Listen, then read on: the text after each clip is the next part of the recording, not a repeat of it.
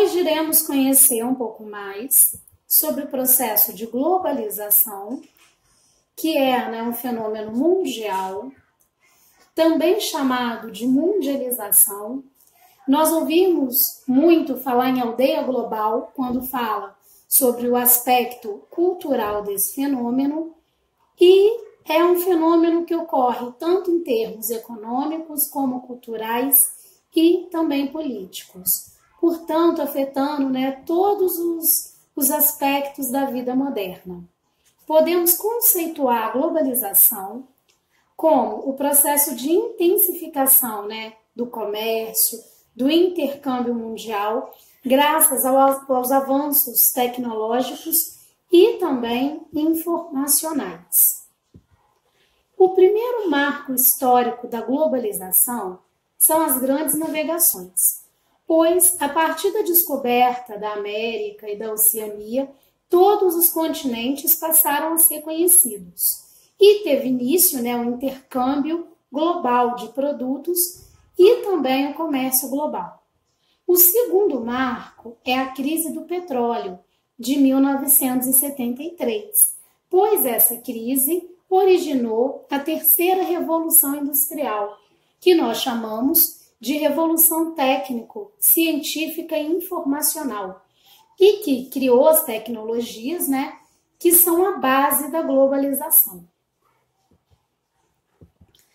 Entre as características da globalização, nós temos que citar o uso intenso de tecnologia, graças à revolução técnico-científica e informacional, onde os setores de informática, robótica, bioquímica, química fina, eletroquímica, telecomunicações e aeroespacial surgem como os principais ramos da pesquisa atual. Outra característica importante é a concentração espacial da produção científica e tecnológica mundial. Se hoje a indústria está presente em todos os países do mundo, a produção científica e a indústria de alta tecnologia está concentrada. Por exemplo, países como Brasil, África do Sul, México, têm grandes parques industriais, mas nós temos aqui no Brasil principalmente siderúrgicas, metalúrgicas, que são indústrias da segunda revolução industrial, ao passo que as nações mais desenvolvidas já falam na revolução 4.0. Vamos observar melhor alguns dados sobre pesquisa e desenvolvimento. Como nós podemos observar aí, o gasto dos países em pesquisa e desenvolvimento. Suécia, Dinamarca, Alemanha, Estados Unidos, França, ou seja, países da União Europeia e Estados Unidos são os países que mais investem em pesquisa. O Brasil não chega, é aproximadamente 1% do PIB. Outra coisa também fundamental, a formação de doutores, porque são eles que exercem a pesquisa. Na Europa, a cada 100 mil habitantes, 1.600 têm doutorado. Nos Estados Unidos, 1.270. No Brasil, apenas 65, Então, a qualificação é fundamental, para direcionar as pesquisas nesse período de terceira revolução e quarta revolução industriais.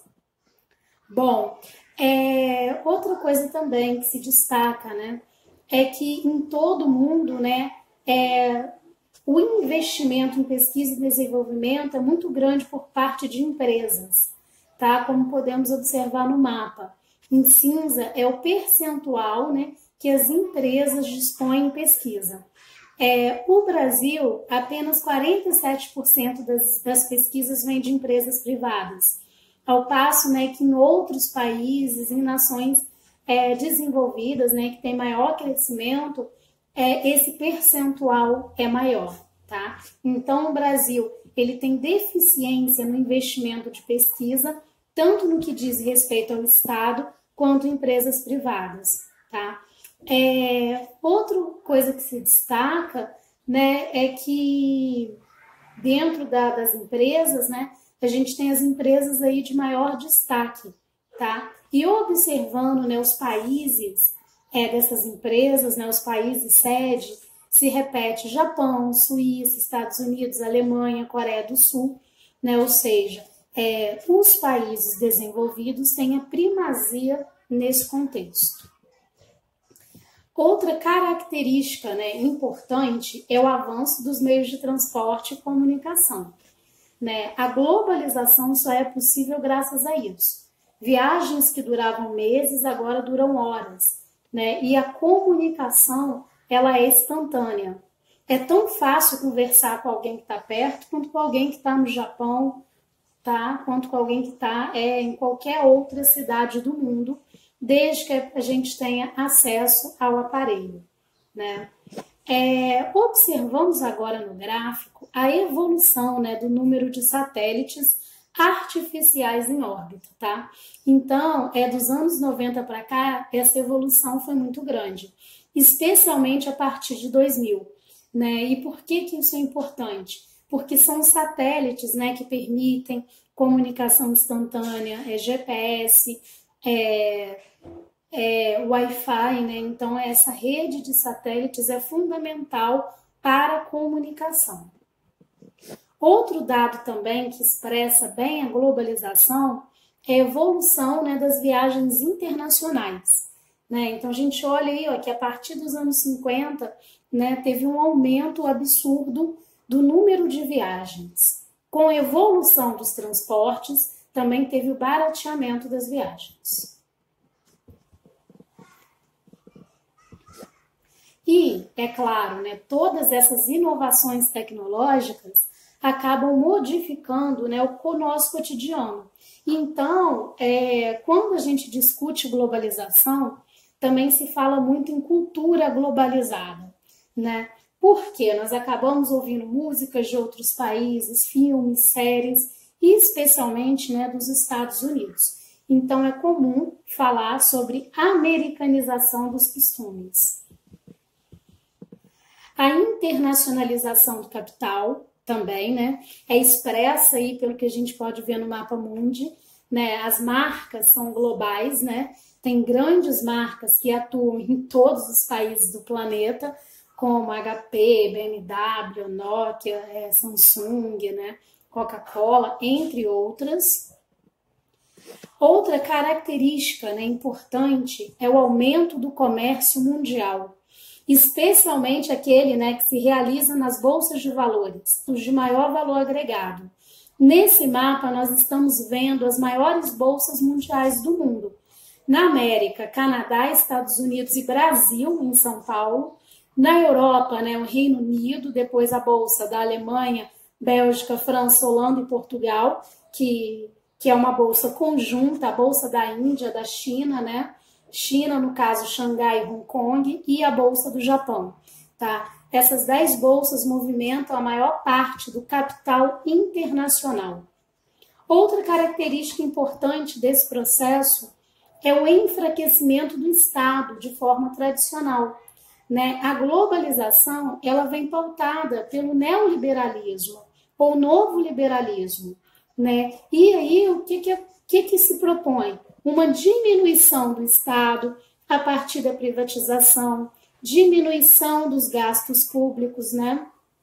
E o que nós percebemos é que muitas vezes empresas privadas elas possuem, né, mais poder de modificar o espaço geográfico do que um país, por exemplo, do que um país. Um exemplo disso, por exemplo, é que o faturamento de muitas empresas, né, são superiores ao de países. No gráfico, a gente observa a Walmart tem um faturamento superior ao PIB da Suécia, Royal Dutch a Tailândia, ExxonMobil a Tailândia também, né? Então, muitas empresas têm hoje, né, o seu faturamento superior ao PIB de muitos países. A globalização também consiste em um fenômeno heterogêneo, né? A gente está vendo 2 mapas aí, um que mostra as linhas telefônicas, né, as comunicações telefônicas, e outra que expressa o comércio internacional.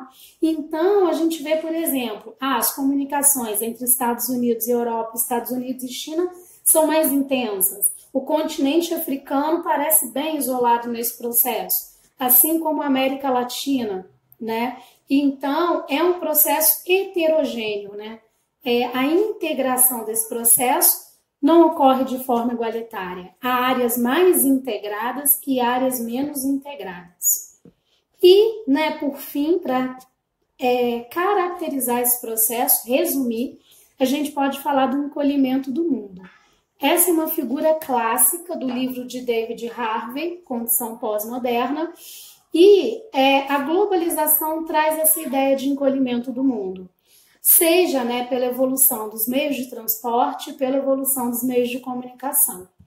Porque no passado, né, as carruagens faziam 16 km por hora.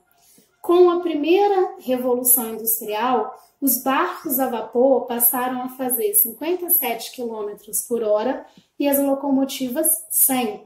Imagina como que a percepção do espaço e do tempo mudou. Nos anos 60, né, os aviões faziam 400 a 640 km por hora. E hoje nós temos aviões que fazem 1.100 km por hora. Então, né, a globalização ela dá essa ideia de encolhimento relativo do mundo, seja pelos transportes ou pelas comunicações. No passado, a única forma de comunicação era através de cartas, né? Hoje não. Hoje a gente consegue ligar e conversar, fazendo chamadas de vídeo, né? Há várias opções de comunicação.